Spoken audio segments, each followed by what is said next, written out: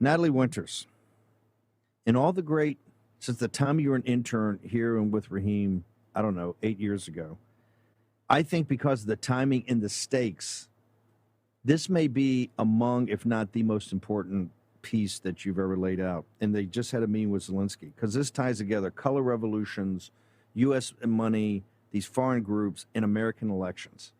This is a powerful piece that people have to understand the threat that we have to this nation right now. Natalie Winters, can you walk through what you've got up on your Substack? Because I am gobsmacked in reading this, ma'am. Yes, but real quick, I'm just gonna fact check you. It was not 8 years. You're making me feel old. We would have been violating child labor laws if that were true. But I digress. You know, we're all about starting 'em young here, in the war room. But this, Steve, really is an explosive story. I know how much you talk Yeah. about the foreign financing of the Marxist jihadist wing of the Democrat Party. A lot of people do. But this is actual receipts that show that this is happening, not happening in the future, happening since at least 2024. Basically, there are these foreign NGO type groups. In this case, this is a Berlin based group called Power for Democracies. Their raison d'etre is that they're anti Trump. They hate authoritarianism. They sound like Rachel Maddow on steroids. But they, and we'll get into it after the break, have copious amounts of fundraising documents advising their donors, so very wealthy Europeans, on specific American left wing NGOs that they can donate to that will in turn do get out the vote efforts. It is as detailed as pricing out votes up to basically $80 a vote. They're running metrics, numbers, complete statistical analyses to see which NGO is the most effective. And what I think is the most damning is that they are actively working in the midterms. They're talking about 12 to 14 swing states, hundreds Yes. of thousands of votes, and they say that they Okay. quote change the outcome of national No, no, no, elections. no, no, no, no. This is the way they're going to do it. Hang on. Natalie, take it from the top real quickly. How is this even legal? This is outright Berlin. They're advertising. They're putting a price on an American vote. $90, $90. You can flip an American vote against Trump. This is Trump derangement syndrome monetized overseas to steal American elections. And they couldn't be, they're so blatant about it. I mean, they don't even pretend that, oh, this is, to educate, et cetera. This is absolutely to register voters, to turn them out. It's the precinct strategy. It's Scott Presser. It's everything we've done. They've taken it, but with foreign money, ma'am. Look, you got to go to the Substack and read this piece. I have screenshots of the actual documents, and it's worth seeing them in their own words. But there's so many buried leads. I really want to kind of give a blueprint of what this story reveals. One is the direct financial involvement from foreign entities in democratic progressive activist groups involved in voter registration.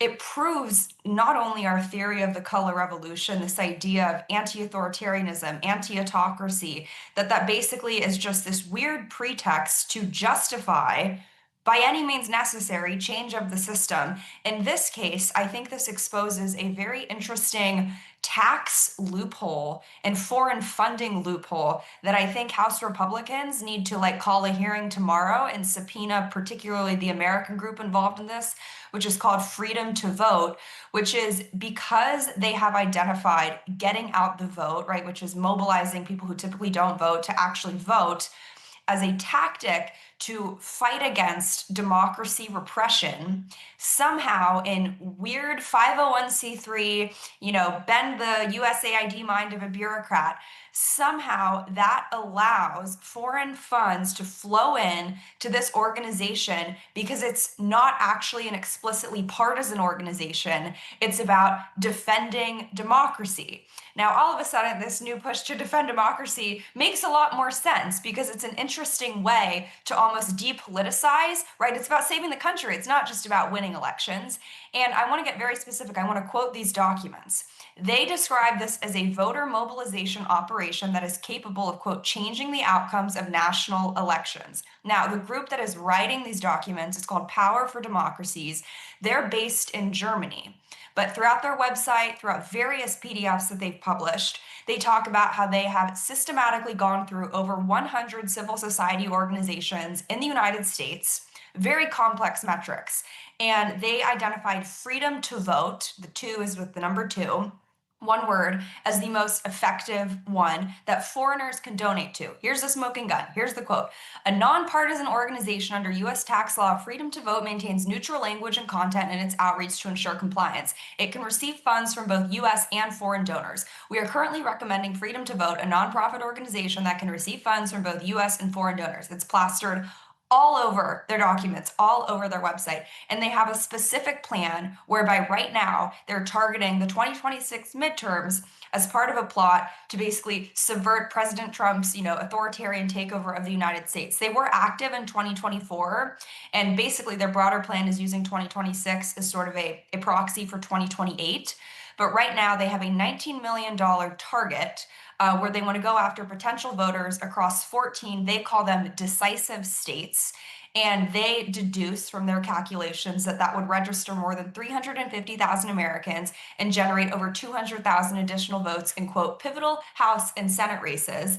They've run the numbers from a pilot program that they did in 2024, where they saw a 3.72 percentage point increase in voter registration and a 2.14 percentage point increase in turnout. That was 280,000 new registrations and about 160,000 new voters. They literally itemize to a dollar amount how much each vote for the midterms will cost, using 2024 as a number, saying that a voter registration costs approximately $54 and an actual vote is around $94.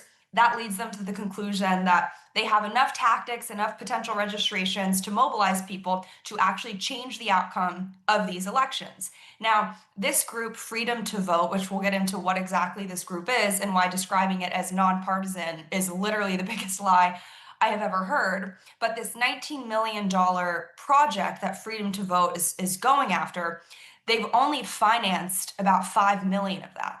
So they have an outstanding 14 to 15 million. And we'll get into USAID and how that ties into all this, which I do think is a very interesting thing to really prod. So this group, the Berlin-based organization Power for Democracies, is writing these white papers, is advising their foreign donors to put their money into this American group working on get out the vote operations, particularly in swing states, certainly for the midterms, but mainly for 2028. And when you try to figure out, well, who are these people that they're registering? Well, this group, Freedom to Vote, is sort of a shell organization for something that is funded. They use the technological infrastructure provided by an entity called Civitech. Now, Civitech is Act Blue-esque in the sense that it is explicitly partisan. You can actually go to their website. They literally brag about how their technology is so sophisticated. They will minimize unintended Republican registrations. The person who started it was actually the director of vote protection in Florida for none other than Hillary Clinton. The group itself has donated to Democratic state parties, Democratic local committees. They've worked with the DNC. They've worked with Democratic AG committees. They are Democrat through and through. And it's kind of funny, right? It's the typical thing. Apparently, defending democracy is bipartisan, but they don't tell you that defending democracy also is synonymous with beating Trump. That's the little asterisks on it. And you can look, if the Denver wants to put up the one with the different colors, the boxes, you can see what their actual strategy is. So they go after basically their exclusive proprietary database, whereby they can find people that are not registered to vote, but should be voting, and you can tell how they're going to vote. They go after basically former prisoners, people, formerly incarcerated people, whatever the woke euphemistic term for that is, people who recently turned 18, and people who've recently moved. They note that they have the most success in demographics that are Black and Latina, so Democratic strongholds, and how they actually do it, which is really wild. Again, a foreign-funded organization. And some American money may be flowing into this too, but they're only getting 4 out of the 20 million they need from American donors, and they're not disclosing where the money's coming from. But they literally, to these people that they identify, no Republicans, only potential Democrat voters, they mail, quote, this is a quote, nearly completed registration forms and return envelopes directly to eligible citizens in key states and districts. Follow-up communications provide reminders and assistance to ensure completion. Let that sink in. This group is literally to future Democrat voters, basically mailing them an entirely completed form. All they have to do is return it. They've done so much legwork into finding out who these voters are. And what's so interesting, and where this really merges, Steve, with our whole color revolution framework, is that if you read these documents, not just encouraging people to donate to freedom to vote, but their approach to influencing US elections, like they don't even think it's wrong. There's, I mean, paragraph after paragraph about, everything we've talked about, democratic backsliding, all these really loaded political science jargon terms to justify basically overthrowing Trump as if he is, to use a phrase, a king, right? No kings. They talk about how it's a test run for 2028. They talk about one of the reasons that they need to oppose Donald Trump is because he cut funding to programs like USAID specifically. Quote, given the role the United States plays in guaranteeing the security of many other democracies, it is not only the future of democracy in the United States that is at stake, but the future of democracy around the world.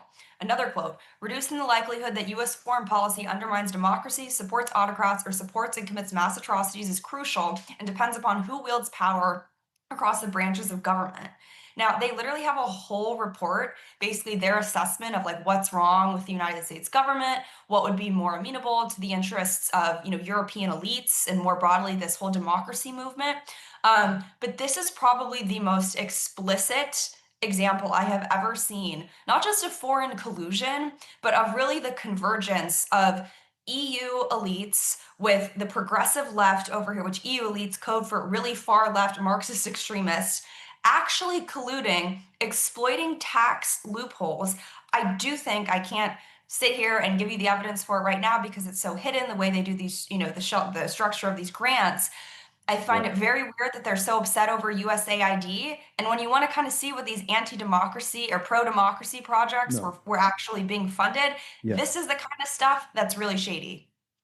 We're gonna make sure you brief over DOJ. I'm gonna have you back on tomorrow. We gotta get ready for the Charlie Kirk of it all. Where do people go? I need people today to read in detail, line by line, this piece by Natalie, the investigative piece, and to share it. And there's going to be much more coming from this. The engine room, people are already blowing me up to say they know. They said, hey, this is what they've been doing in Europe, and particularly Eastern Europe, sourcing these guys in Hungary for years. They're taking this model and now coming to the United States. Natalie, where do people go to the Substack to get this? Where do they go for your social media, ma'am? We need to see the subpoenas flying. How about that? You can go to nataliegwinters.substack.com. You can follow me at Natalie G. Winters on X. But seriously, freedom to vote needs to be subpoenaed. You need to see the money, and I think Big. that this can unravel a lot of the foreign funding stuff and close the We tax don't loophole. need. My goodness. We started with Mike House suing the DHS for right stats. We got Fitton suing. We're not going to have Natalie Winters. We're going to get to the bottom of it. We're not going to have Natalie sue. Natalie, amazing work. Like I said, of all the great, amazing investigative reporting you've been doing, this is top of the stack. Particularly the timing is exquisite. Thank you, ma'am. I appreciate you, as always.